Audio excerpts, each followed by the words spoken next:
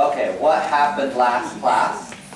You need to know that an electron is both a particle and a wave. So if you imagine the wave part of the particle, that follows some sort of function that's sinusoidal, meaning it can be followed by a sine or a cosine function. Okay, we describe it instead of with an f of x like in math, with a psi of x, and that describes the function of the wave generated by an electron, or existing as an electron. Okay, so that's just the psi. So then we looked at two possible cases. Case 1 in 2 dimensions, just as a thought process. So I gave you this equation, psi n of x is square root of 2 over L times sine n pi x over L.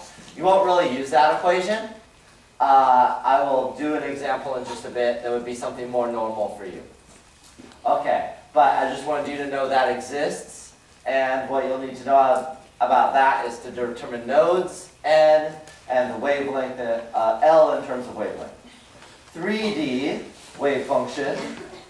I told you last time there's 3 variables in the spherical polar coordinate system.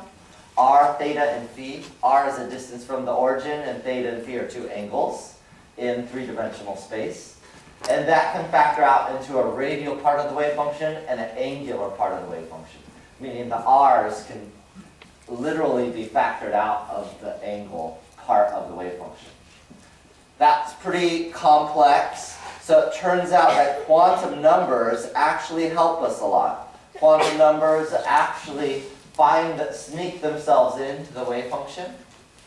And so instead of, and you probably remember last time, there's this big table that's in your text and it's in the reader that's a little messy and it has a lot of functions. It's hard to plot those.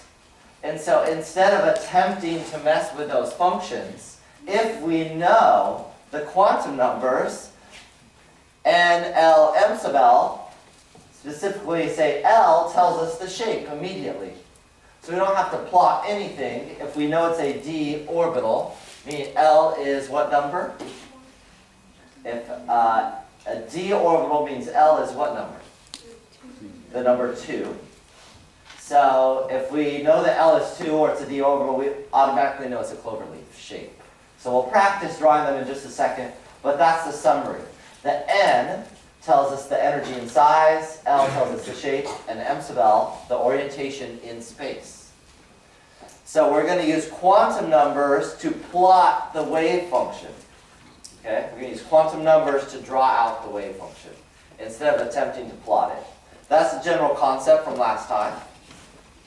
So first let's start with quantum numbers, and then we'll start plotting things, okay? Or drawing things, I should say. So let's start with quantum numbers. There's a couple different types of questions you can get with quantum numbers. One is, I'll just put asterisks, what's allowed or what's forbidden. Something of that sort. And in that case, we'll give you a wave or some quantum numbers, and you kind of tell us what's wrong. So for example, if I gave you 2d and m sub l equals -1. And I'm asking, is that allowed? Is that an okay set of quantum numbers? What you would do is say, okay, n is, what? 2, that number right there, 2. L is the letter d, which is what number? 2, and m sub l is -1. So, will that work? That can't work because the n and l cannot be equal. So either I should have written 3d, that would have been okay, or 4d, 5d, etc. Anything where n is larger than l. Or I could have written 2p, meaning dropping l down 1. Or 2s would have also been okay. M sub l works totally fine with this l. So m sub l is fine actually, because m sub l is going between -l, -2, and +l, +2. So on scratch paper, you might want to know, I'll put it, I guess, kind of over here. Remember for L, it can go 0, 1, 2, 3, like that, and that goes S, P, D, and F. So know what number goes with what letter. It's really easy for students to get that a little mixed up. Okay, so another, just to do one more, if I did 8p m sub L equals 0. Okay, so you would do the same sort of thing. You would say, okay, n equals what number? 8. L is, yes, the letter P, which is the number 1. And m sub L equals 0. So does that work? That definitely works. N is larger than L. It doesn't matter how much larger, it's larger. And m sub L fits with the L value. Yeah? What is the m sub L? I don't know -1 in the first and what is m sub L and how did I know it equals this? Well, first of all, what I'm underlining was the given. So I just gave you that. So how did I know that? I just generated it randomly out of my mind. Okay. What is it? It's the angular momentum quantum number. What does that mean? M sub L is bound by L and minus L. So whatever the value of L is, L controls M sub L. So if I told you, here's another, I'll do a second type of question. The all possible kind of question. There's all kinds of quantum number questions. I'll try to go over some of the main ones. All possible quantum numbers. So for example, if I give you L is 1, and I wanted what's all possible quantum numbers knowing that, well, you would say, okay, well M sub L could be anything bounded from positive L to minus L, or from +1 to -1. So 0, plus, or -1. Meaning it could be -1, 0, or +1. Is that okay? So when I give you this and don't specify M sub L, then you have a lot of possibilities. Okay, let's think about what n would be in this case. What's the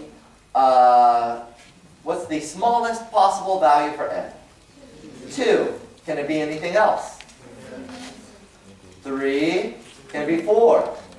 Yeah, and to infinity and beyond. It can be any number as long as it's larger than the value of L. Okay?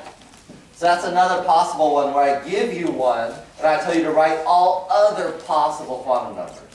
Okay? Okay, what's another one? I'm sure there's another one, but I can't think of it right now. I can't think of one right now, but if I think of one, I'll tell you. So that's just quantum numbers, and now here's where you mix, well, you kind of use quantum numbers to write orbitals or wave functions. Okay, so a three-dimensional wave function is called an orbital. Three-dimensional wave function is called an orbital. All right, so now this will get into the question somebody had about how do you draw orbitals. Let's just start from scratch and make our way up, okay? Pretend we don't know too much. All right, so I'm going to kind of scroll up and read this slide here. I can give you any orbital and ask you to draw it. So for example, let's say I said, I want you to draw a 1s orbital. You need to be able to draw any s, any p, or any d orbitals. So for an s orbital, it's what shape? Sphere. That's it, you're done. How many nodes would this have? It would have, yeah, it's n minus 1 is the equation. If you don't know this equation, you got to memorize it. Okay, so n is 1, so there's 0 nodes. So we're done. So you always want to label nodes. If I asked you to draw 2s, you would draw a sphere, but it would be slightly bigger. So if you were comparing to, if you were just drawing the 2s, you have no basis of comparison, you just draw a circle. But if there was another orbital there, another s orbital that was a 1s, you would draw the 2s larger than that. Okay, how many nodes does this one have? Yeah, this one, 2 minus 1, so this has 1 node, and you draw a concentric circle inside the sphere, or inside the circle. If you had to draw a 3s, same thing, you draw a circle, but it would be slightly bigger. How many nodes does this one have? This has 2 nodes. 3 minus 1 is 2. So you're going to draw 2 dashed circles inside the circle. Should I draw 4s, or do you get the idea? You got it, okay. Now, for the p's, let's draw the two p's first. For any given s orbital, for a given n, so for example, 1s, how many 1s orbitals are there? Just one. Okay, so there's one 2s orbital, and there's one 3s orbital, etc. Why, does anybody remember why that's true? What quantum number tells you the number of orbitals? Not L, m sub L, yeah. So in this case, let's still stick up here for a second. What's L up here? In all these cases, it's S, which is 0. That means m sub L equals also 0. It goes from plus L to minus L. So plus 0 to minus 0, that's just 0. So there's one m sub L value. That means there's only one S wave function. That's it. For a P, however, again, what's N? 2, and L is? Yeah, it's the letter P, which is the number 1. That means m sub L is? Yeah, 0 or plus or minus 1. Meaning if if L is 1, then m sub L goes from minus 1 all the way up to plus 1, or minus L up to plus L. So minus 1, 0, plus 1. There's 3 values of m sub L. That means there's how many orbitals? 3. Okay, so the number of orbitals always matches the number of values of m sub L. So there's 3p orbitals. There's the 2px, which is this thing, whatever you want to call it, 2-leaf clover or dumbbell or whatever. On the x-axis, there's a 2py, which is the same thing, but it's on the y-axis. And just for convenience, I put the axis wherever is convenient. Okay. And there's the 2pz, and just out of convenience, make that the z-axis. Okay. So that there's 3 orbitals. Every p orbital has 3. So 2p orbital has 3, a 3p orbital has 3, a 4p has 3 of them. They're in the x, y, z direction. You need to be able to draw those. Okay, the 2p orbitals have how many nodes? Yeah, you take n and subtract 1. 2 minus 1, there's 1. And this node is visible from the outside. It's here, here, and here. Here, I don't know why, I just drew it as a line instead of a dash, whatever. Okay? So there's one node, it's going through the middle of it. A node, just so you know, a node represents where an electron does not exist. So a node is where there is no electron. The shape you see is where you're most likely to find an electron. So the orbital, this lobe here that looks a little bit like an 8, that's where you're going to find electrons. Okay, most likely, the highest probability to find electrons. That means, say, for the 2s orbital right here, you're going to find for a 2s orbital electrons in that spherical shape. Except in the spherical shape that is inside there, the dashed line. Okay? So it'll be anywhere in there, most likely, or the highest probability of being in here. Could be somewhere else, but most likely it'll be in here, but not on the dashed line. Same for these, it'll be here, but not on the nodal line. What is the name of this kind of node right there? It's called an angular node. When it has a linear shape, it's called an angular node. What are the names of these kinds of nodes up here? These are called radial. Radial nodes look spherical. So there's radial nodes that look spherical. There's angular nodes that look linear. Those are the 2 types of nodes. You need to be able to label the different types. So let's do a slightly harder one. A 3p, and somebody pick a letter, x, y, or z. Okay, I heard z first. So to draw 3pz, what you'd want to do is draw one of these. And what axis is this? Z. You just look here. It's z. It's given by that. Now what's n? 3. So number of nodes is? It's, 3 minus 1, which is 2. So let's label those nodes. A p orbital is born always with one node, right here. So this is 1. Again, the name of this is? Oh, I already wrote the A. Oh well. Angular. Okay, there's one more node. It is called radial, and it is just circumscribe a circle in here. So you're not drawing the other part of the circle, just the part of the circle in the p orbital. And this is called a radial node. And there's your two nodes. Okay, so that would be the correct drawing for a 3pz. If it was a py, you just change the axis to y. If it was a 3px, you change the axis to x. Do you need me to do a 4p orbital? No? Okay, let's move on to d's. D's now. A d orbital, what's L equal to? Yeah, L for d means 2. That means what's the smallest value for n? 3. It can't be 2 because it can be equal. So 3d is the smallest, what we would call the lowest energy d orbital. Because it has the smallest n value, the lowest energy d orbital. What's m sub L?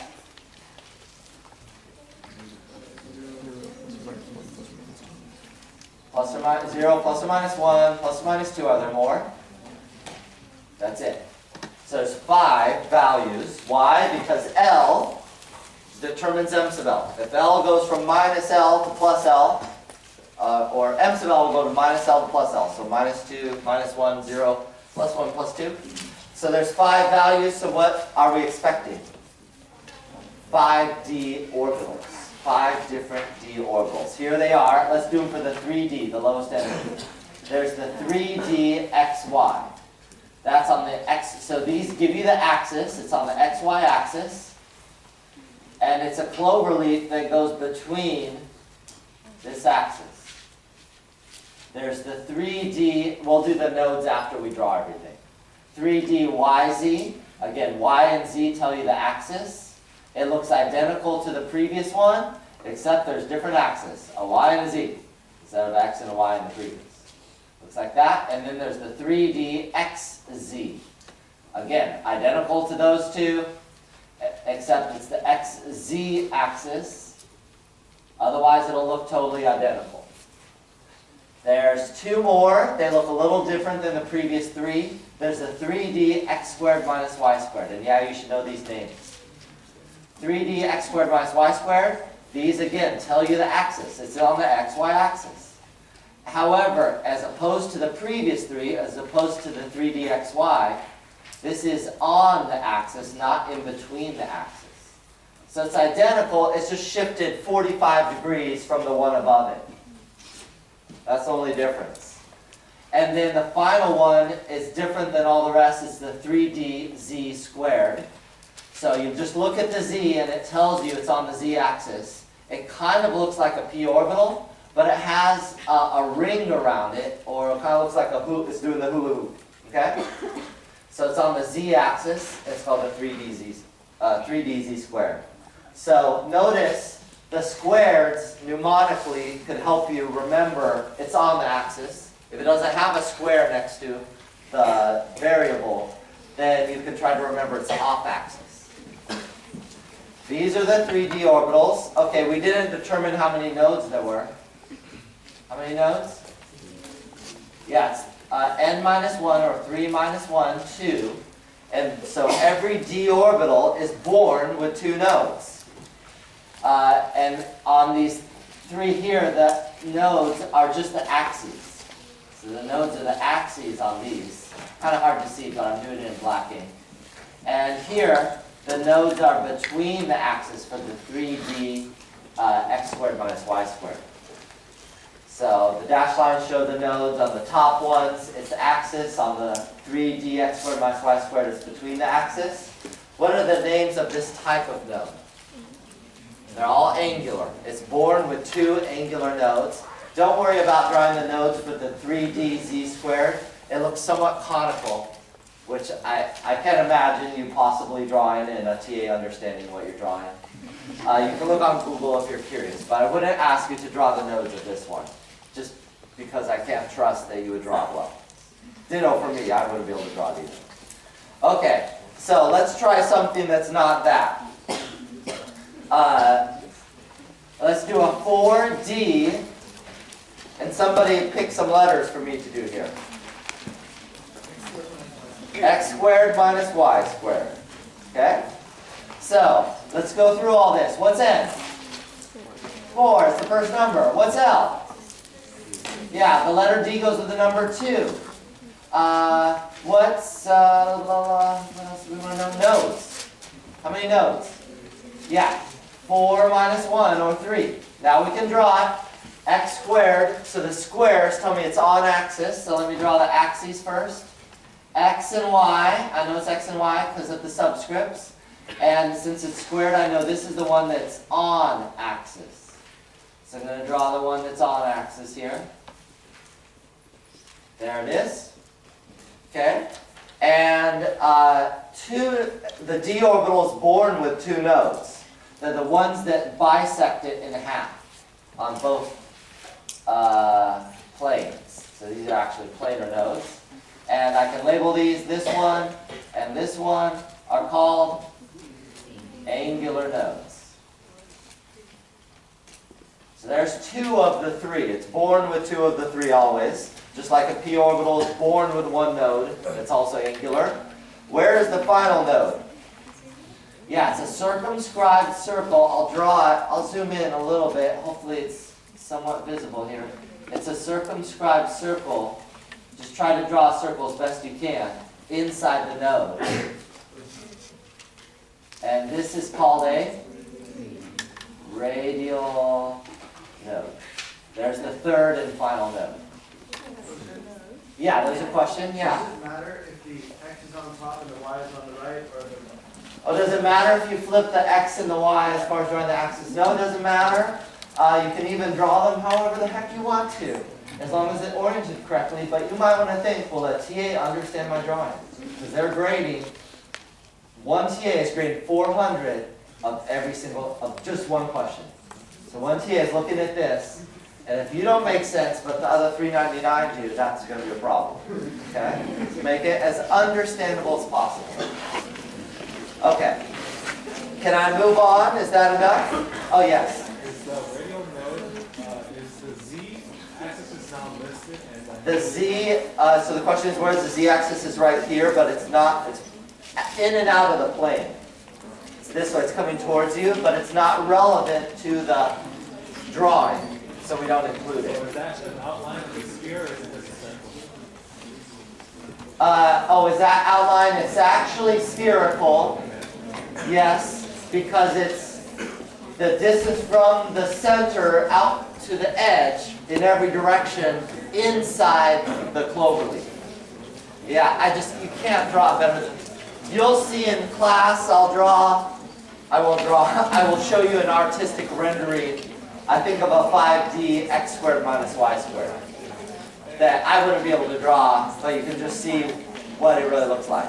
There's also phases that I'm not going to really get into, but are going to be important in chapter 10. So I'm kind of avoiding the phases as well. You'll see them more in chapter 10 again, because they're more relevant there. Okay, I'm going to move on from drawing orbitals. That's it. You got the pattern. That's the pattern. Okay, what else? Let me see if I missed anything. Electron configurations. Okay, I did that. Oh, no, I didn't do that. I'll do it. Okay. I wished I did it. Okay.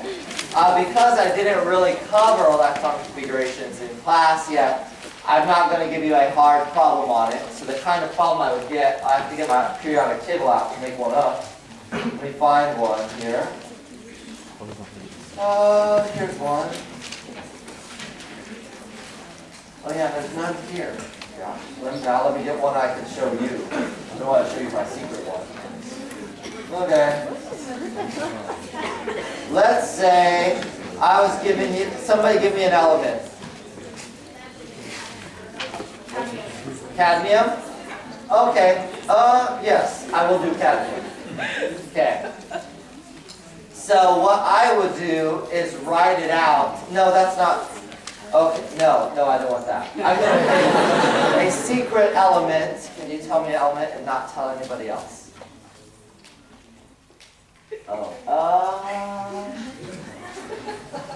I am okay with that. Okay, I'm not going to tell you what She just said, okay? It's a secret only you can know, but you'll know later. Okay, so what I'm going to do, I'm trying to do a problem that you would see on the exam. Okay? A kind of problem. So it'll get more advanced for the final for sure, but for now, I'm just going to give you an easy one. So say I wrote this, argon in brackets, and then, well, I guess I won't show you this yet. 4s2, yeah, 3d10, 4s2, 3d10, 4p4. Okay? I give you something like that, and then ask you what element is this? Okay? What element is this? Here's how you figure it out. The superscripts, see the superscripts? Those tell you the number of electrons in those orbitals. For example, there's 4 electrons in a 4p orbital, or there's 2 electrons in a 4s orbital. So what you do is you add these numbers up. What's the total of those superscripts? Looks like 16. And then how many electrons are in argon? How many electrons are in argon? Just somebody tell me. No. 18. I'll show you in a minute, but I don't want to give away the answer yet. Okay, so that's 34. Okay, maybe some of you need to use your calculator. You would go over what element is it? Selenium. That's what you said, right? Okay. Okay, number 34. So it just comes from adding up the total number of electrons. Okay, I'll give you something like that. Anybody have any questions on that? So I wouldn't have you generate this on exam 2. You'll have to generate this on the final. I'm just generating for you and asking what the element is. Yeah.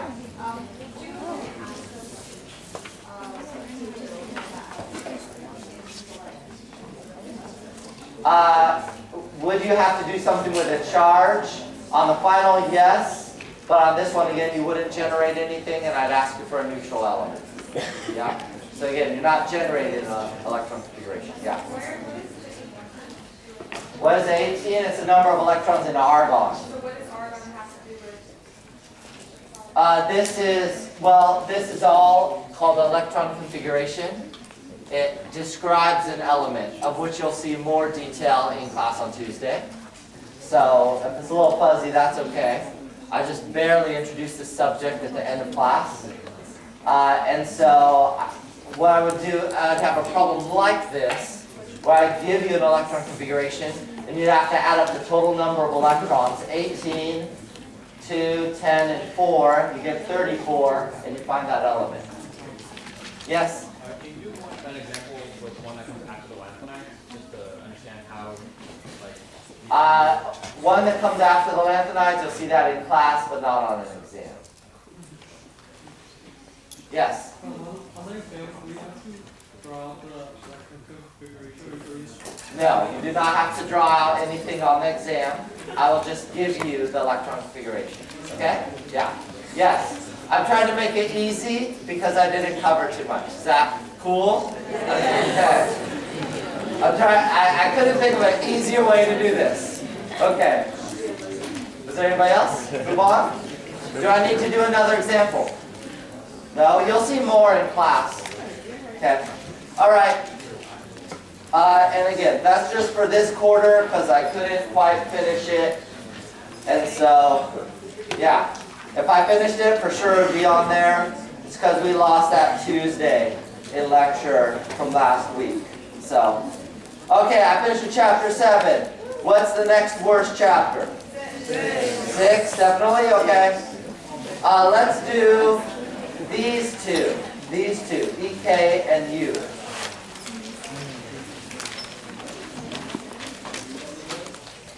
You're going to see on the back of the exam some equations like this.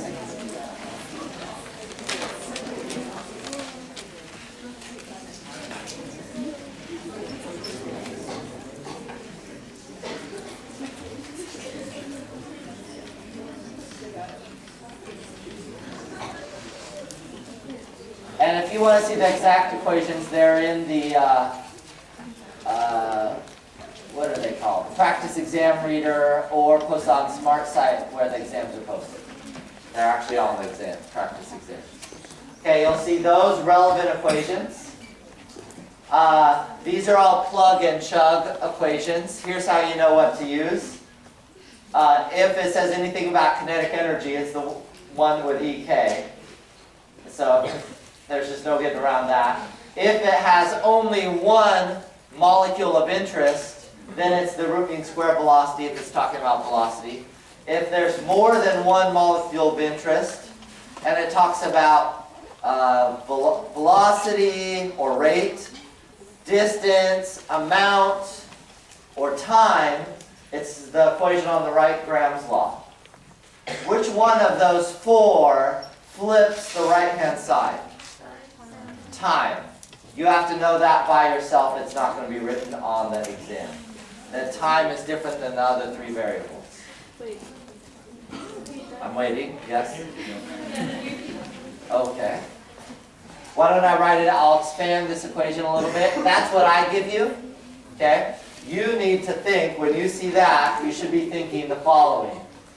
The property of A over the property of B could be distance. I'll write D for distance. Distance A over distance B. It could be amount. I'll write AMT for amount of A over amount of B. What? D, distance. Oh, B. Yeah, that makes more sense. Distance A over distance B. It could be, what did I forget? Velocity. Root mean square velocity of A over root mean square velocity of B. The only one that would be flipped of this is time. Time would be put B on top and A on the bottom. And that equals the right-hand side, MB over MA. Okay? So I don't write what I just underlined on the exam. You'd have to know that, and that the A's and B's are flipped of the right-hand side except for time. Is that what you wanted to know? Okay. The other thing, I want to write something, this is how I write the velocity, but no, or not the velocity, the kinetic energy. That's the official way to write it, but really what we mean is capital M. What's capital M? Molar mass times the root mean square velocity squared. That's really what that equation means, or how we would use it, I should say, practically in our class. Okay, so this is all plug and chug. Just a couple notes. What's the units that I would use for molar mass up here? Kilograms per mole. How about molar mass over here? It doesn't matter as long as they're the same. And then, which R am I using in both cases? The 8.3145, which will be given on the exam. Both R's will be given. You just need to pick the right one. And what unit should I use for both of these up here that I'm circling? Right? SI units only. How about this one? It doesn't matter as long as they're the same. It means both properties have the same units and both molar masses have the same units. Okay, do you need to see anything in particular besides that? Yes? In order for capital M, would that be molarity in kilograms or? I have to correct you. It's brown. Sorry. Yeah. It looks orange. It's brown. Is this not readable? I'll stop using brown if it's not readable. Can you read it? Okay, I just want to make sure I'm color conscious here. Okay, yes. What unit is that? That's the more important question than the color. What unit?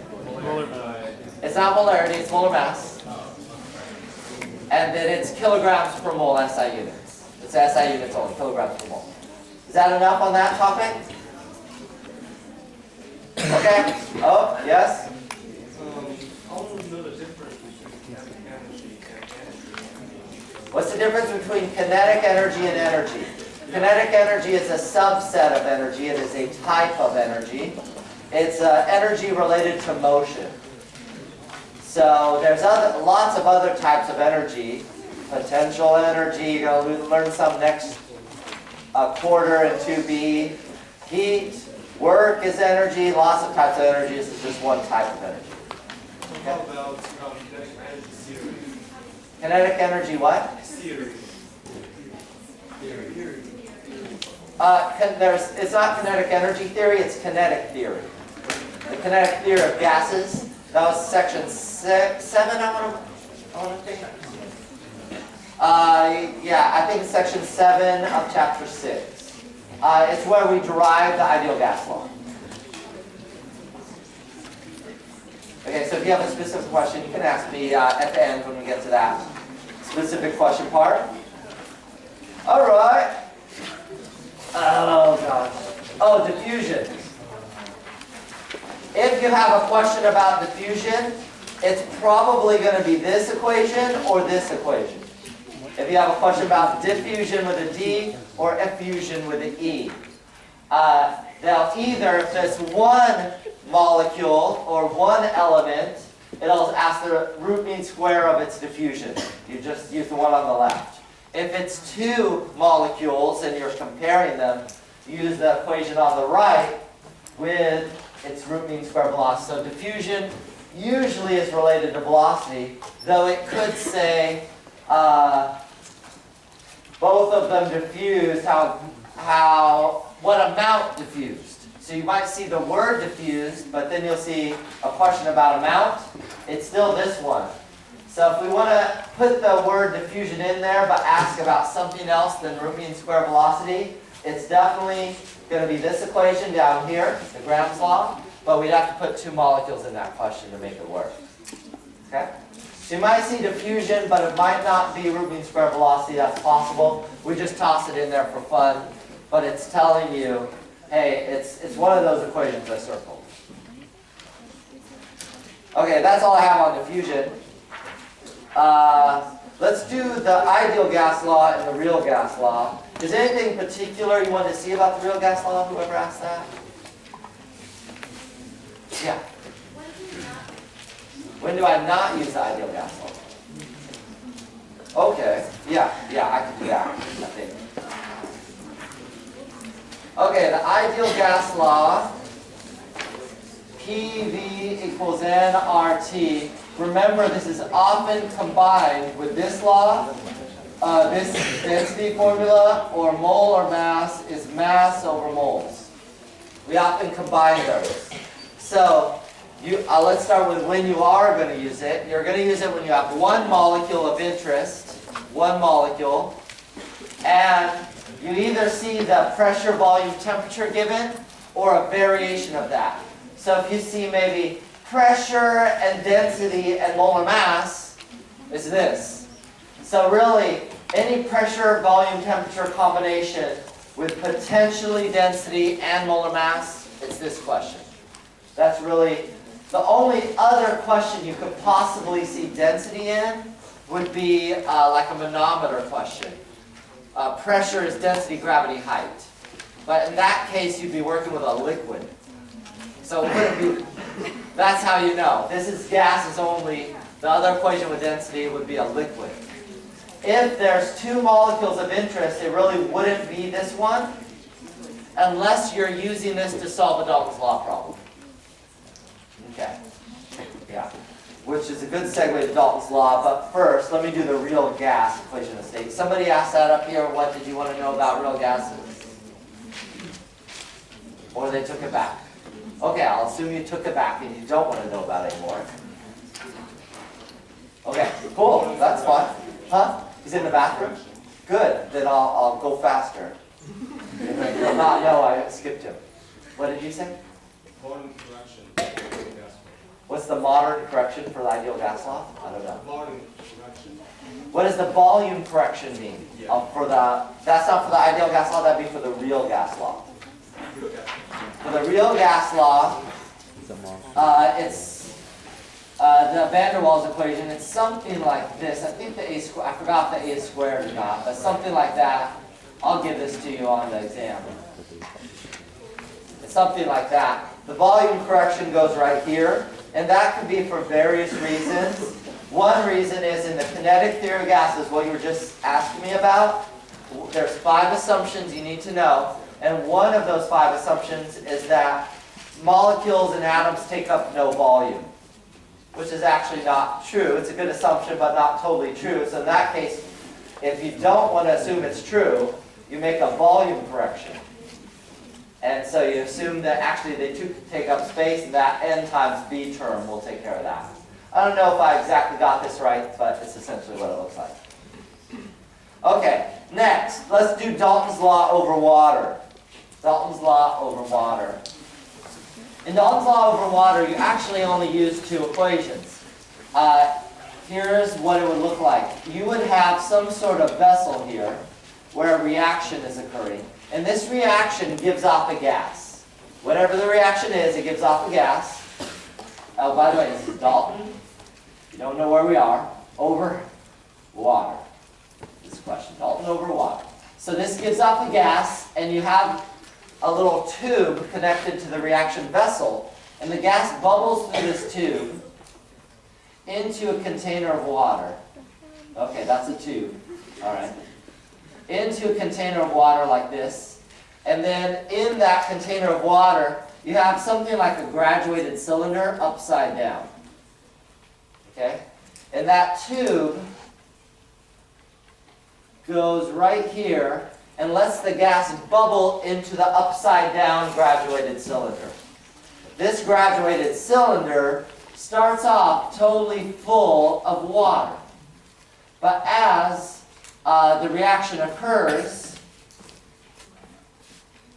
you'll start forming gas in here because the bubbling out from the reaction. So it's bubbling out, and so this is a nice way to measure information about gases, or an easy way to collect gases when you're doing a reaction. You're going to just allow it to bubble out, go into the tube. You're actually going to do this in the last lab of Chem 2A. Won't look exactly like this, but it'll look something like this. And you'll, as there's more gas bubbling, it'll push the water level down in that upside down graduated cylinder, down and down and down. So this volume of gas will get bigger and bigger as you make more gas. Okay, so there's 2 equations you use when you have this kind of problem. So when they say Dalton over water, or you see the terms over water, collected over water, something like that, it's this kind of thing, though we don't necessarily draw this. Just drawing this now so you see what it looks like. And here's the 2 equations you use. First, P total in here, P total in there, is made up of the partial pressure of the gas collected from the reaction plus what other gas? Yeah, water vapor gas. So I'll put water. So the water actually has a vapor pressure based on its temperature. And so in there, where I put the arrow to gas, there's actually I'll put reaction gas plus water vapor. Those 2 things are in there because water has a little tiny bit of vapor pressure. So usually what happens is you will be given this number. That'll be given in the question. And this is from a table. Now when you're doing homework, that table is in the textbook or on Google. Okay? How about on an exam? It's on the last page of the exam where nobody looks. Let me just show you what that would look like, so maybe you will think of looking. Okay? This is from the practice exam reader. This is what the back of the exam, part of the back of the exam will look like. This table right here. See this table? Let me zoom in on it. There, I hope you really see it now. So what'll happen, it will say, hey, this occurs at 21 degrees. So then you look at the temperature and you go over here, oh, the vapor pressure or partial pressure of water is this number. Does that make sense? So that number is the partial pressure of water. So no, partial pressure of water and vapor pressure, same thing. Partial pressure of water and vapor pressure of water mean the exact same thing. So that's, okay, now I should zoom out. That's this number right there, where my pen is. Okay? So you have those two. You're going to find P gas just by subtracting. So I hope you can handle that. And then, usually, you're going to use this equation. PV equals nRT. And let me put some subscripts here. This would be the partial pressure of the gas collected from the reaction, meaning this right there. What you just found from the previous equation. And this would be the moles of the gas.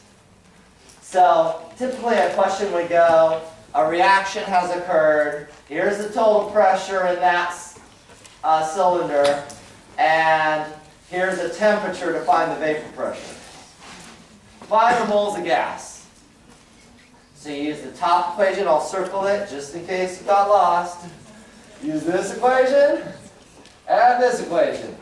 Those two. Sometimes I'll ask you what's the mass of the gas. You just find the moles and change that to mass. Yeah? You said volumes would also be good? The volume has to be given as well. That's true. So the question was, this volume given? Yeah, we'd have to give you volume and temperature in order to solve the problem.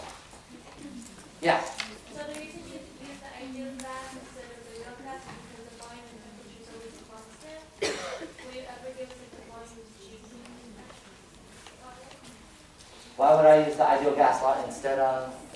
So you're using the ideal gas law because the V is not changing and the T is changing. Oh, yeah, why am I using the ideal gas law? Oh, well, I only have one state, and I'm collecting it at the end of a reaction.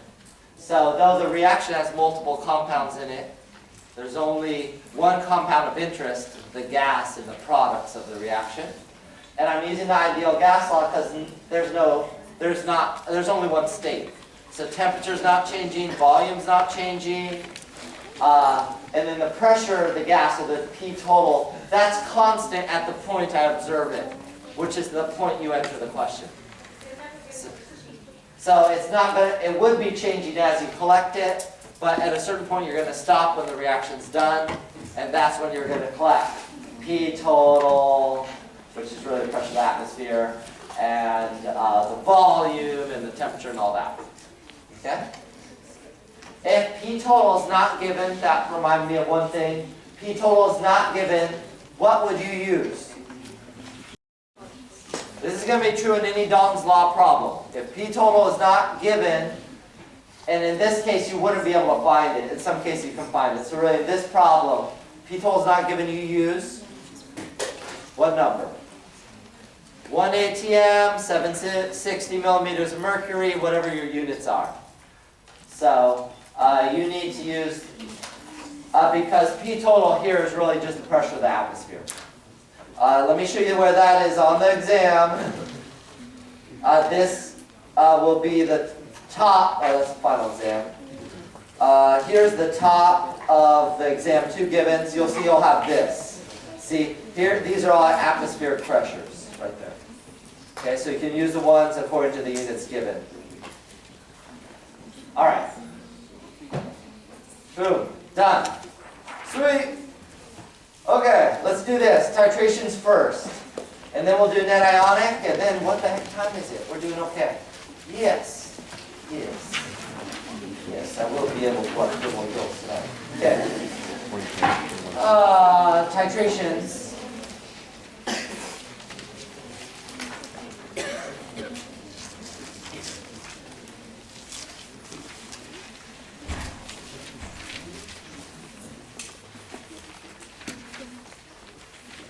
Okay, let's say I had this reaction occurring, and I'm given 1 mole of this, and let's say 100 milliliters, and let's say I have 20 milliliters of this, and I want to know the molarity. Okay? What do you think I should do first? Yeah, you're going to write out the reaction balance it just to see if there's anything funny going on. So this is a neutralization, which is a subset of the double replacement. Strontium has a 2+ charge. So there's 2 acetates with that strontium, and then there's water.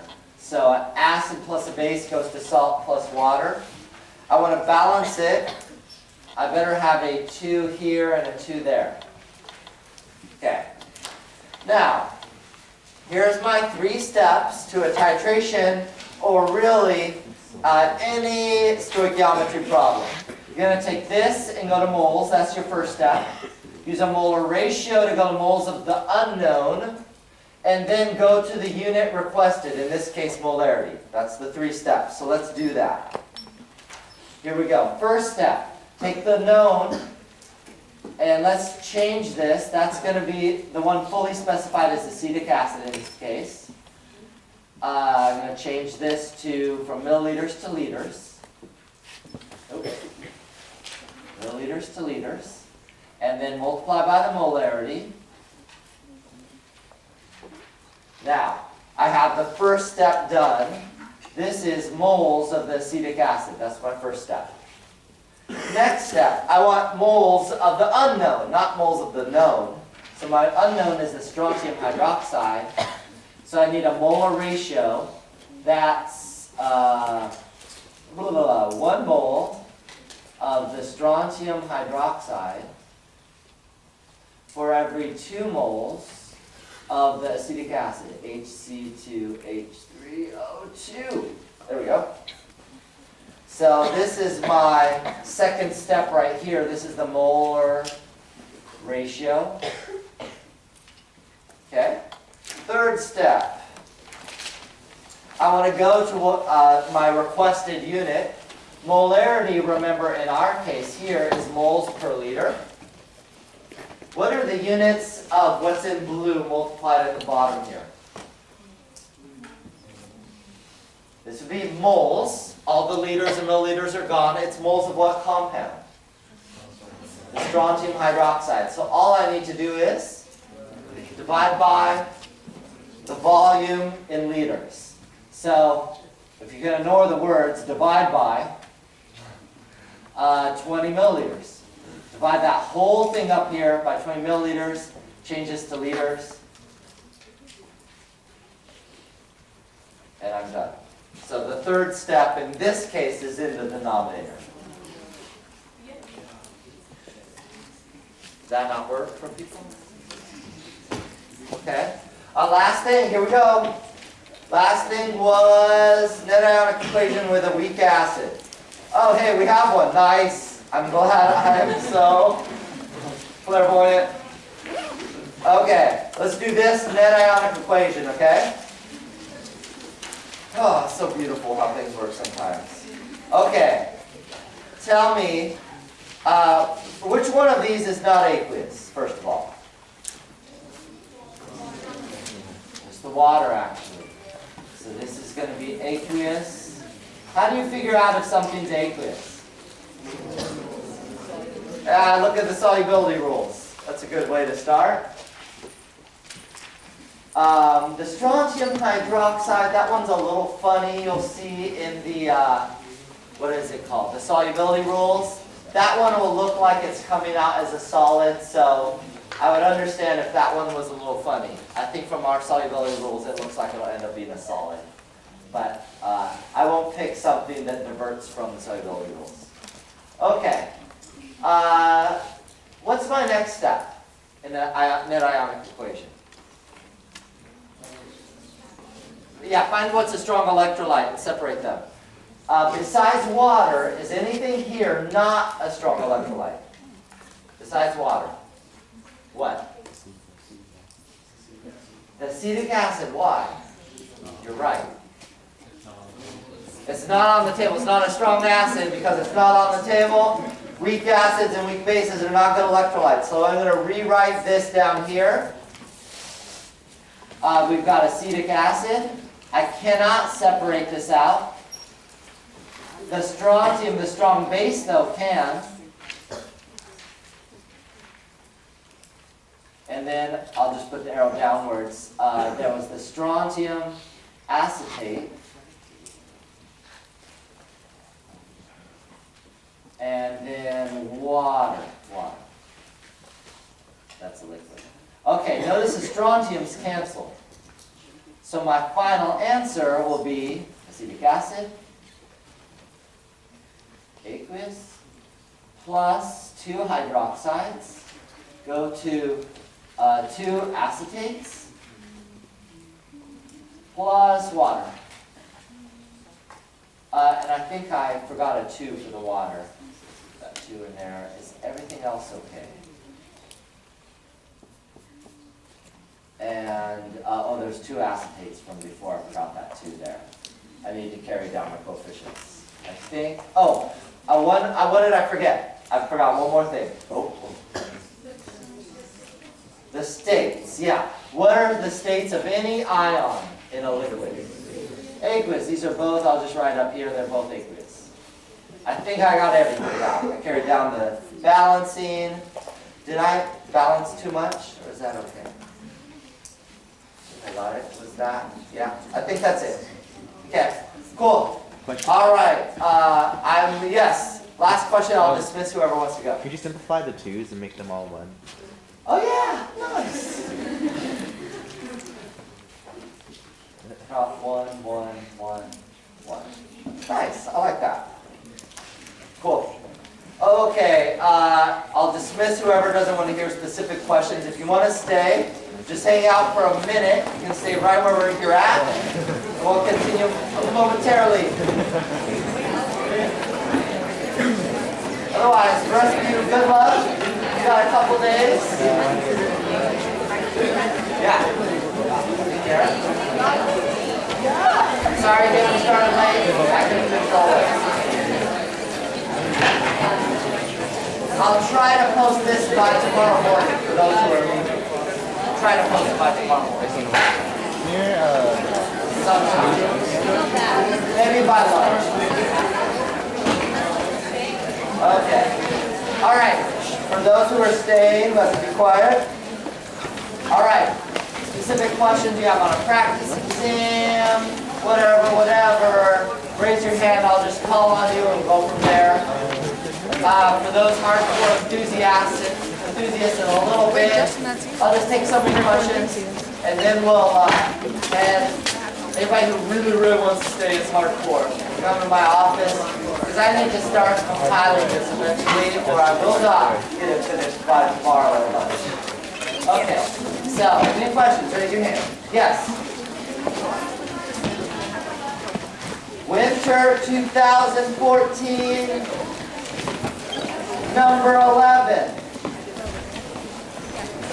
Is it this one? Is that what you're talking about? No? Oh, that's exam 1. That would be relevant though. By the way. Sorry, wrong exam. Okay, here we go. I forgot we're in exam 2. Okay, number 11. Here we go. This one. Okay. So, I have to move it, unfortunately. Hopefully you have it. What is the pressure of someone half a meter underwater? You think of a liquid now, water. So this is the only equation possible. You have a height. Remember, the height is underneath, so it's really a depth. Density and gravity are constants. So, where would I find density of water if I don't know it? It's on the back of the exam. 1 gram. Oh, more people are coming. Nice. Okay, 1 gram per centimeter cubed. Where would I find the gravity?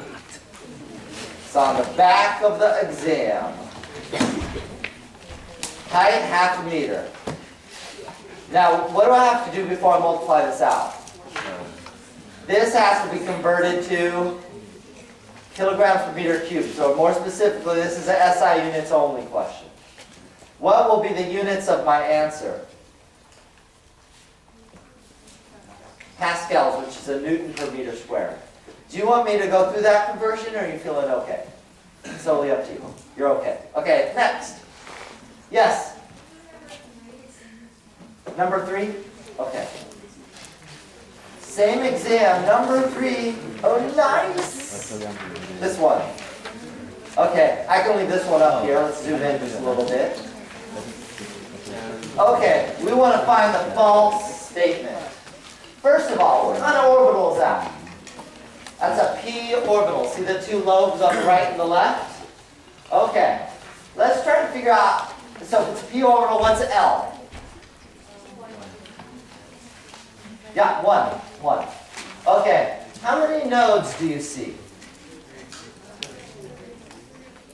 I was going to say 2. 3, yeah. 1 down the middle, right? That's called the what node? Angular node. And then this one here, and then this one here. So that's 3. These are called radial. Yeah. So is that true? 2 radial nodes? Yeah. B is true. Is C true? Oh, how many nodes are there again? 3. So N is 4. Okay, so it's probably C. Is L1? Did we say 1? Yeah, it's a p orbital. The orbital can hold only 1 spin-up electron. That's also true. Any orbital can hold 1 spin-up and 1 spin-down electron. 2 total for the orbital. Is that, now I forgot who asked, but is that cool? Is there a question on this? Or we're moving on? Okay, yes. Winter 2013, number 3.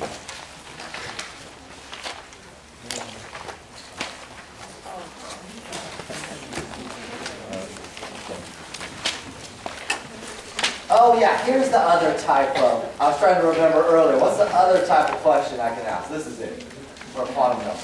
Okay, good, I'm glad you asked this. Fluorine, I get a periodic table handy. We'll see if we can do that. Let's see, I think I have one in here. So I have to remember fluorine. Okay. All right, there's fluorine right there. Is this too hard to see? Oh, gosh. Yes, okay. Fluorine, there we go. All right. I told you last time, though you might have forgot, that's okay.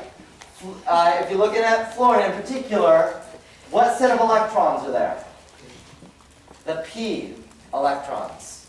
Okay, so the p is this block right here. This is all p's. These are all f's. The ones in the middle, transition metals, are d's. And the one on the left-hand side, these 2 columns right here, are s's. Okay, let's go back over to the p's. Okay, fluorine is in the first or lowest energy p orbital, which is what p? 2p. 2p. Okay, so remember that. I'm going to take this away now and find that question again. Okay, which of the following could be a valence electron in the p orbital? So it doesn't have to be, but it could be.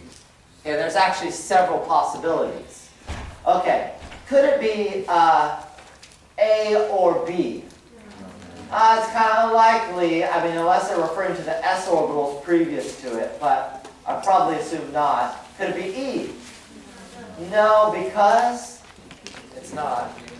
Because N is the problem. N is 3. And we're talking about a 2p orbital, not a 3. So 2p means N is 2. And what's L? 1. Yeah. So, oh yeah, this one's a little hard, but that's okay. I wouldn't give you one this hard on the exam. It can't be C. Why not? M sub L. Which one of the 4 is incorrect? M sub L. Yeah, well, if L is correct, M sub L is definitely wrong. It can't be -2. You see the -2 there on C? Right up here? Why can't it be -2? Oh, so true. Yeah, it has to be between -L -1 and +L +1. So it can't be C, though C seemed the most obvious. Let's go, so it's D, because we eliminated the rest, but let me show you why. Let's go back to the periodic table. Really, any of these in this row would be considered a valence electron. So it could include these, which would be what? An S. Which S, though? 2s is the second one down, so 2s. So 2s means n is 2 and L is 0. Yeah. Remember, S means L is 0, so that's why it's D. 2s orbital, m sub L, that works. And the spin quantum number, I don't think I mentioned last time, but is either plus half or minus half. It's not numerically connected to any of the other three numbers. Yeah? That's right. I'll repeat what you just said because it wasn't a question, but it was a correct statement. A valence electron is anything in the same row. Yeah, and I'll say more about that next time. But I would try to avoid that terminology on the exam because I didn't really mention it. I don't like mentioning something on Tuesday and then testing on Thursday. I think it's slightly mean. Okay, yes? The spin quantum number, I'm going to mention it next time. It'll definitely be on the final. But really something is either plus 1/2 or minus 1/2. So all those m sub s values, you see all the m sub s? They're all fine, because they're all plus 1/2 or minus 1/2. So mathematically for us, it's not as fun, because it's not connected to any of the other numbers. It'll become more exciting once we do electron configurations. Okay. Yes? Can you do the same test as a 16? Same test, number 16.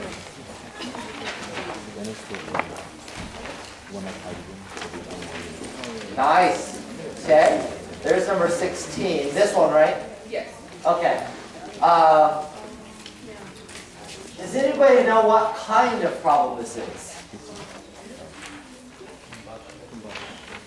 It is a combustion reaction, but that's not the kind of problem it is. It's a stoichiometry, and we're going to use what? Titration, limiting reagent. Well, limiting reagents, I guess. A stoichiometry, the law of combining volumes. You remember that? No? Okay, never mind. I thought that might be helpful, but forget it. Let's write it down. You can almost do this one in your head, but we'll work it out here.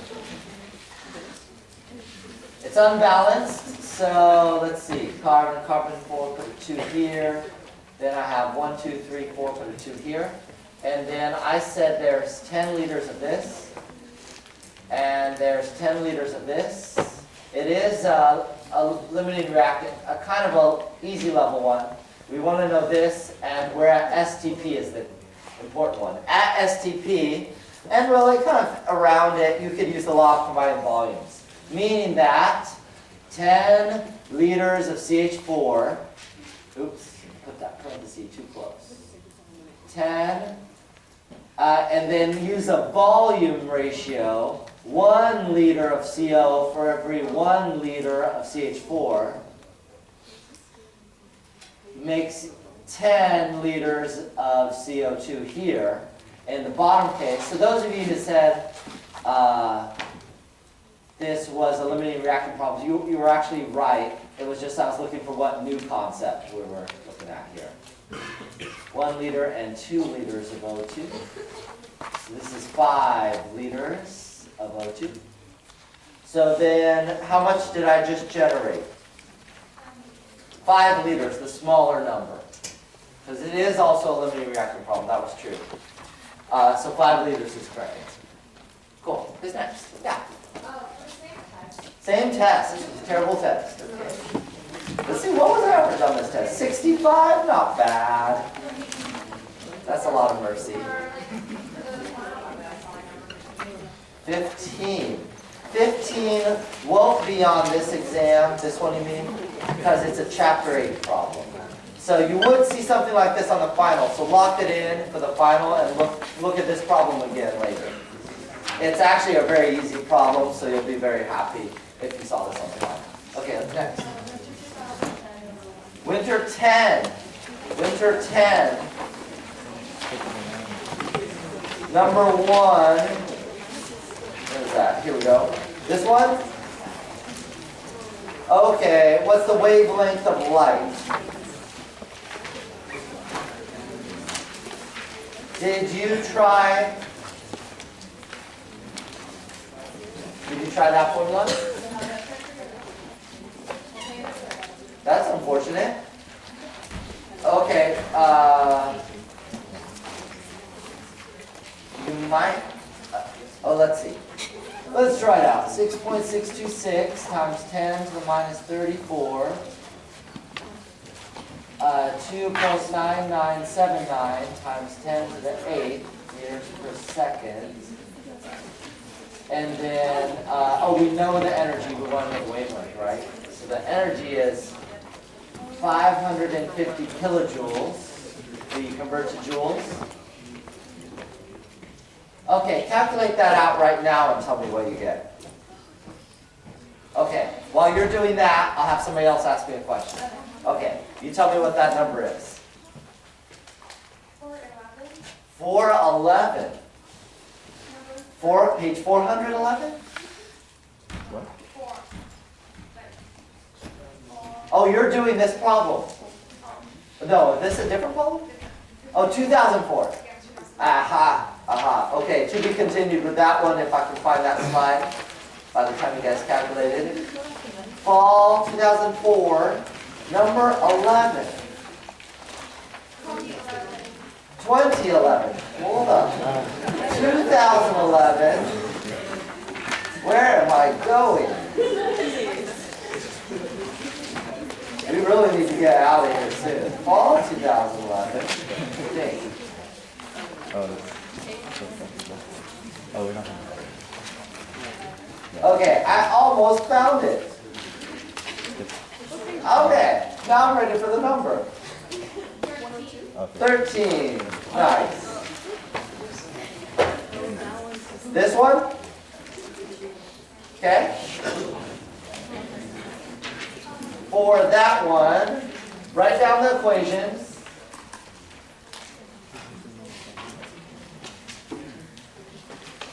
There's two ways you could have done this problem. The easy way and the hard way. Let's do it the hard way. And then I'll tell you the easy way, okay? So we want the units of this. So what's the units of M? Anybody? M. Wrong chapter. It's a counting number. It's the principal quantum number. What's the units? There are no units. It's just a number. So there's no units. How about this one? Just look on the back of the test. It's joule seconds. It's H, the Planck's constant. Okay, this number, also just a number. Okay, how about this? What is that? Yeah. This one. Huh? Did I not square something? Oh, the top is squared? Cool, thank you. Okay, and then this one. What's capital L in this chapter? Chapter 7, capital L. You only saw it once, I believe.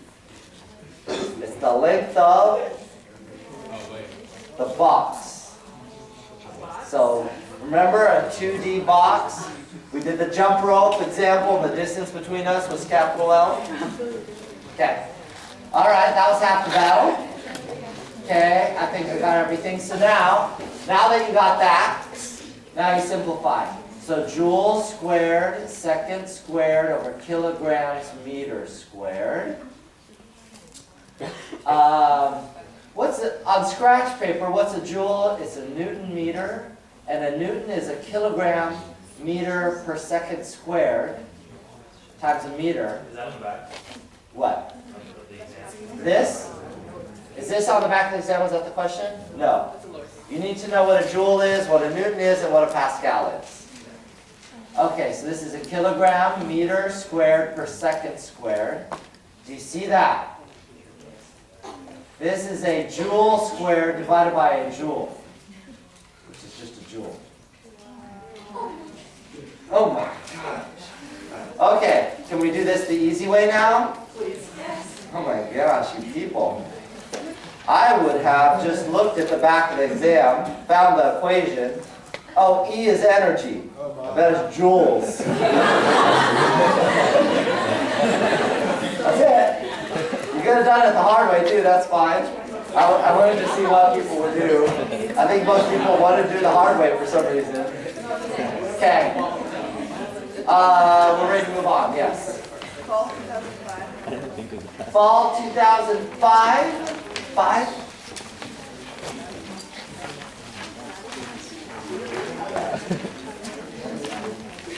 Fall 2005, number 11. Is that the acetone one? Yeah, okay.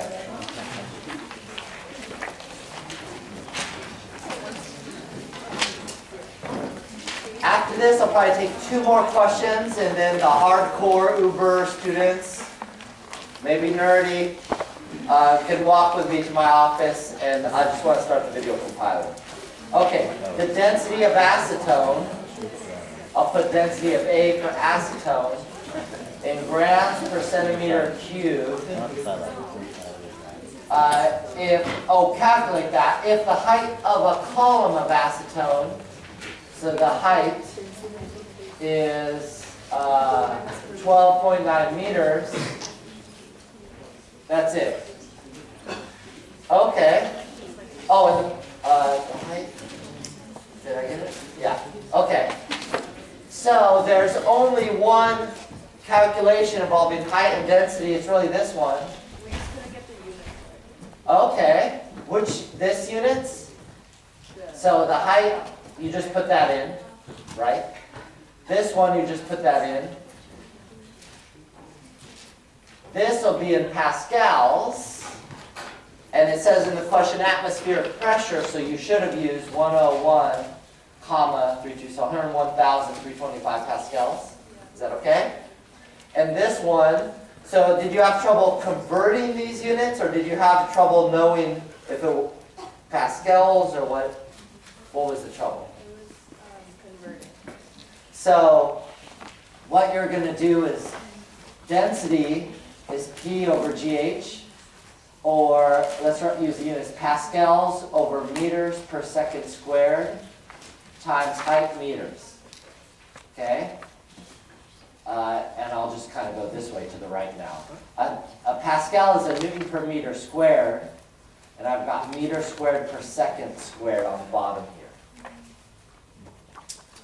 And so now I'm going to have a Newton second squared over meter to the 4th.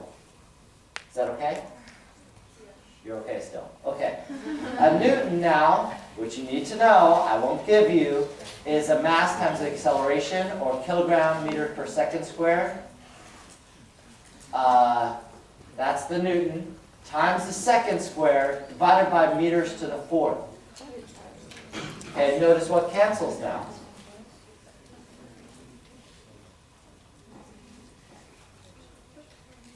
Okay, so that's a kilogram meter cubed,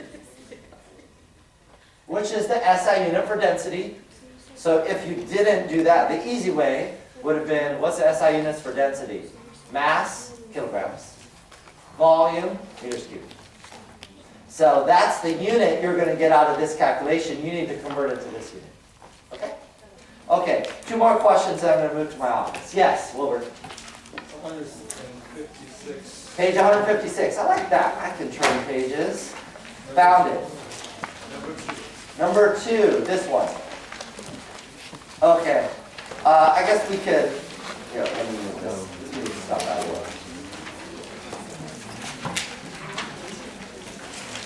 Okay. Okay. The measured pressure of van der Waals of real gas compared to ideal gas is, okay, so is it higher because molecules occupy volume, higher because of intermolecular attraction, measured pressure of van der Waals compared to ideal gas, okay, lower because molecules occupy volume, or lower because of the intermolecular attraction. So E is not going to be true. It's not going to necessarily be the same. Is that okay? All right. So what happens when let's do intermolecular attraction. Intermolecular attraction will cause the pressure to do what? It's going to shrink together a little bit because they're attracted. Is that okay? So it could be lower. Is that one of the possibilities? Is that it? Wait, are we done? Oh my gosh. Yeah, sweet. I'm done. Intuitively pick the right one. That's going to be lower because they're attracted. Okay. Could it be lower because molecules occupy volume? Not necessarily. It's going to depend on the constant B and the N value, the moles. So not necessarily, it will depend. And so that we're not as sure. Is that okay? So we really can only land on D. Good. One last ditch question. Yes? Page 157, number 11. Oh, 2007 was also a terrible exam. What was the mean? It was page 157. 58%. Ooh. It was It's okay, page- that's pretty normal. page 157. Page 157, I'm still there. Number 11? That one, right? No? Yes. Okay. Okay, what is the maximum number of electrons that can be accommodated in a shell? Oh yeah, this is another type of question too for quantum numbers. N equals 5. Okay, let's work on this. So if they want to know the maximum number of electrons, and they give you a value, usually we'll give you N when you ask this question, you have to remember each orbital can hold 2 electrons. Okay? So if N is 5, what possibly could L be? Give me all the values. 4. Anything else? 3, 2, 1. How small can we go? 0. Okay, so L is anything smaller than N. The smallest L can be a 0. Okay, M sub L for L is 0. Plus or minus 1. Plus or minus 2. Plus or minus 3. Plus or minus 4. Okay, for 3, 0, it could be plus or minus 1, it could be plus or minus 2, or plus or minus 3. For this one, for 2, it could be 0, plus or minus 1, or plus or minus 2. For 1, it could be 0, or plus or minus 1. And for 0, it would be 0. Okay, which one of these, N, L, or M sub L, represents an orbital? M sub L represents the orbital or number of orbitals. How do you get the number of orbitals if you have the M sub L value? How did we do it when we made our table? We did what to the M sub L? We counted them. You need to count all these values here. So what's the total number of values I have there? Yeah, you need to count all of those. 1 plus 3 plus 5 plus 7 plus 9, right? So the 1 and the 9 are 10, right? The 3 and the 7 are 10, and then there's 5 in the middle, 25. That represents, again, 25 of what? Total orbitals. How many electrons would there be? 50 times 2 of that. So 50 is the correct answer. All right, that was fun. How else would you want to spend a Sunday? Don't tell your friends you did this. All right, I'm going to stop right here. For those who want to come and ask a couple more questions while I'm compiling the video, you can come to my office with me.